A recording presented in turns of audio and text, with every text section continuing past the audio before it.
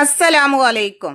ഇന്ന് നമ്മൾ നോക്കാൻ പോകുന്നത് ക്ലാസ് 4 ദുറൂസുൽ ഇസ്ലാം സെക്കൻഡ് പാർട്ട്, അതിലെ 7ാമത്തെ പാഠത്തിന്റെ തദ്രീബാത്താണ്.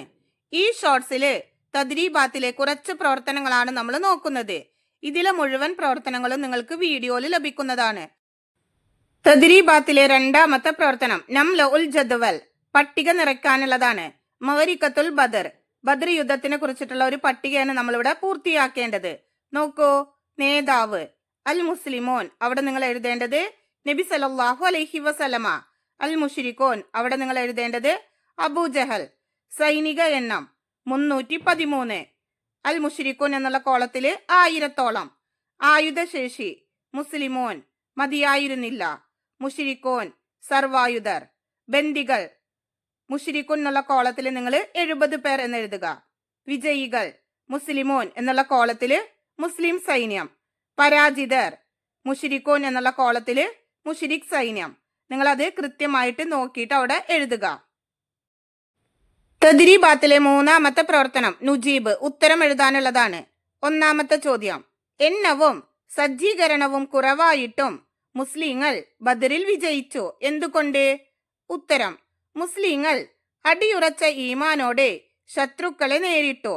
അല്ലാഹു തആല നബി സല്ലല്ലാഹു അലൈഹി വസല്ലമയെയും സഹാബത്തിനെയും സഹായിച്ചു. അങ്ങനെ മുസ്ലിങ്ങൾ മിന്നുന്ന വിജയം കൈവരിച്ചു. 2ാമത്തെ ചോദ്യം, ബദരീങ്ങൾക്ക് എത്രമാത്രം ശ്രേഷ്ഠതയുണ്ട്? ഉത്തരം, ബദരീങ്ങൾക്ക് അല്ലാഹു തആല വലിയ സ്ഥാനം നൽകിയിട്ടുണ്ട്.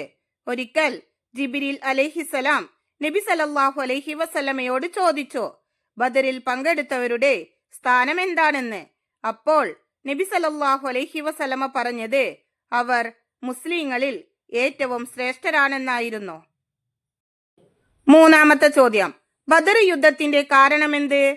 ഉത്തരം, മക്ക മുശ്രിക്കുകൾ മദീനയെ ആക്രമിക്കാൻ ആയുധങ്ങളും സമ്പത്തും ശേഖരിക്കാൻ തുടങ്ങി. കച്ചവടങ്ങളിലൂടെ നേടിയ ലാഭം അവർ അതിന് ഉപയോഗിച്ചു. ഇത് പ്രതിരോധിക്കൽ നബി സല്ലല്ലാഹു അലൈഹി വസല്ലമയ്ക്കും സ്വഹാബികൾക്കും അനിവാര്യമായിരുന്നു.